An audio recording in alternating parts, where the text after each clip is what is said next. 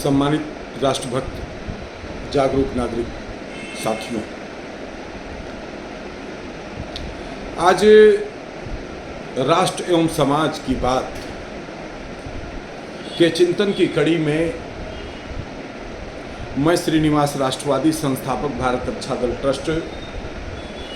आप लोगों से एक विशेष मुद्दे के ऊपर बात करना चाहता हूं और वह मुद्दा है अभी विगत लोकसभा के चुनाव में कांग्रेस के नेता या हम यह कहें कि पूरी इंडिया गठबंधन के लोगों ने महिलाओं से यह वादा किया था कि उनके खाते में 1 जुलाई से 8,500 रुपये प्रति माह खटाखट आना शुरू हो जाएगा। अब चुनाव बीत गया और मोदी जी की सरकार बन गई, इनकी सरकार नहीं बनी। अब इनके किए गए वादे के अनुसार तमाम जगहों पर महिलाएं, खासतौर पे कांग्रेस पार्टी के कार्यालय और इंडिया गठबंधन के समाजवादी पार्टी या अन्य दलों के भी कार्यालयों पर जा रही हैं और वह उनके किए गए वादे के अनुसार मांग कर रही हैं कि 8,500 रुपये हमारे खाते में भेजा जाए। अब इस पर इंडिया गठबंधन के लोग मुँह चुराते नजर आ रहे हैं। ये बयान भी दे रहे हैं कि भाई हमने सरकार बनने की स्थिति में यह वादा किया था। हालांकि जहाँ तक हमारी समझ है, हो सकता है कि हम न सुन पाए हों, लेकिन वादा यह नहीं था। वादा यह था कि 1 जुलाई से आपके खाते में 8,500 रुपया आएगा। ये बात नहीं कही गई थी कि सरकार बनी तो।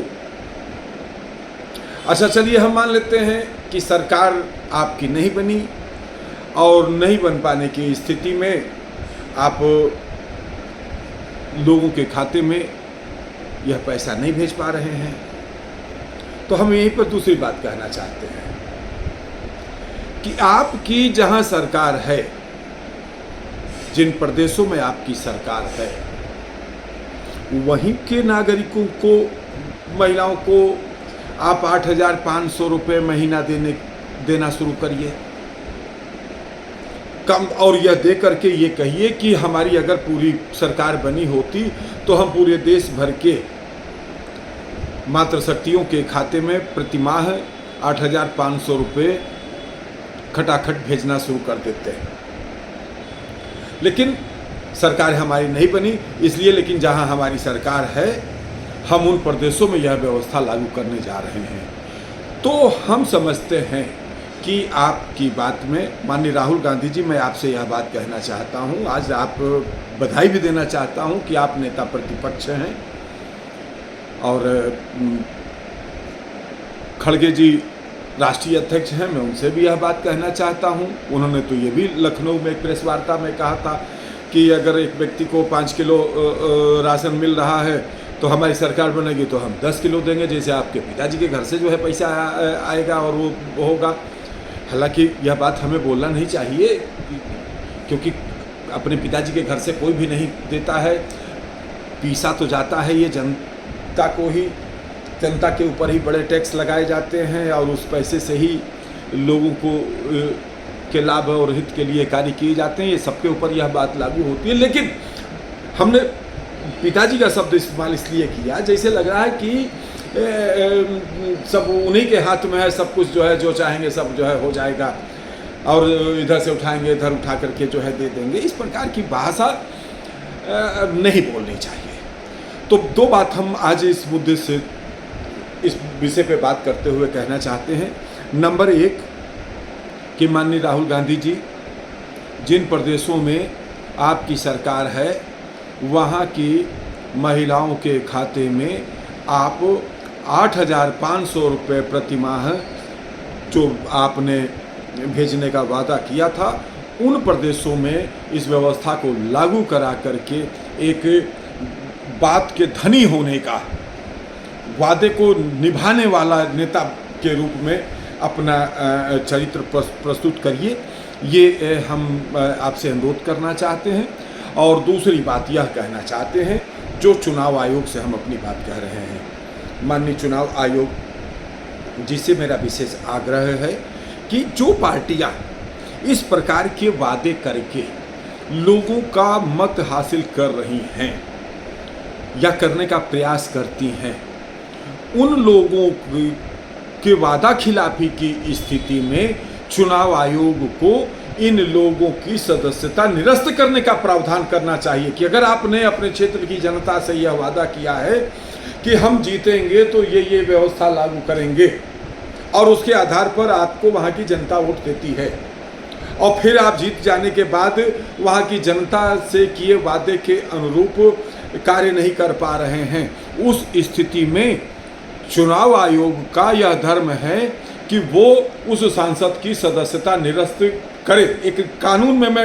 अनुरोध करना चाहता हूँ, 1 जुलाई से भारत सरकार 3 नए कानून ला रही है और जो बहुत वास्तव में सही है। हम ये तीनों कानून 1860 और 1872 की जो विधिक नियमावली थी, वो विधिक नियमावली खत्म हो रही है और स्वतंत्र भारत के 2023 की विधिक नियमावली अब शुरू होने जा रही है, जिसमें कि दंड का कम बल्कि न्याय की बात ज़्यादा की गई है। इस विषय पे हम अलग से बात करेंगे और ये बहुत अच्छी प्रक्रिया है। मान लीजिए रास्ते से जा रहे हैं और किसी से दुर्घटना हो गई, तो उस दुर्घटना में अब तक की व्यवस्था क्या है कि उसमें जिससे दुर्घटना होगी उसको दंड की व्यवस्था है। दुर्घटना क्यों हुई, इसको कैसे हुई, इस पर कोई ध्यान नहीं देता है। तो अब यह है कि भाई दुर्घटना हो गई, ठीक है, उसको दंड देने से जिस व्यक्ति की क्षति हुई उसको क्या मिलेगा, तो उसको जो है न्याय की प्रक्रिया के तहत आर्थिक, जिस व्यक्ति का एक्सीडेंट हुआ है उसको आर्थिक सहयोग की बात की गई है। खैर हम विषयांतर न हो, इसलिए मैं मूल विषय पर ही आना चाहता हूँ। माननीय चुनाव आयोग से हमारा अनुरोध है कि वो इस प्रकार के सांसदों की सदस्यता निरस्त करने का एक प्रस्ताव विधि आयोग को भेजें, महामहिम राष्ट्रपति जी को भेजें कि इस प्रकार के लोगों की सांसदी समाप्त होनी चाहिए, विधायकी समाप्त होनी चाहिए जो झूठे वादे करते हैं। दूसरी बात ये कि सभी राजनीतिक दल जो जनता से वादा करते हैं कि हम जीतने के बाद हम ये करेंगे, इस जनता को लाभ पहुंचाएंगे, उन सभी राजनीतिक दलों से को यह बताना चाहिए कि वर्तमान में पूरे देश की अर्थव्यवस्था की स्थिति यह है, सकल आय यह है, सकल खर्च यह है, ये देश का बजट है। अब इस बजट में कितना कर्मचारियों के वेतन के नाम पे पैसा जाता है, कितना डेवलपमेंट के काम पे, कितना हेल्थ के नाम पर, कितना एजुकेशन के लिए, विभिन्न रूपों में बजट में एक प्रावधान होता है। तो आप जो वादा कर रहे हैं,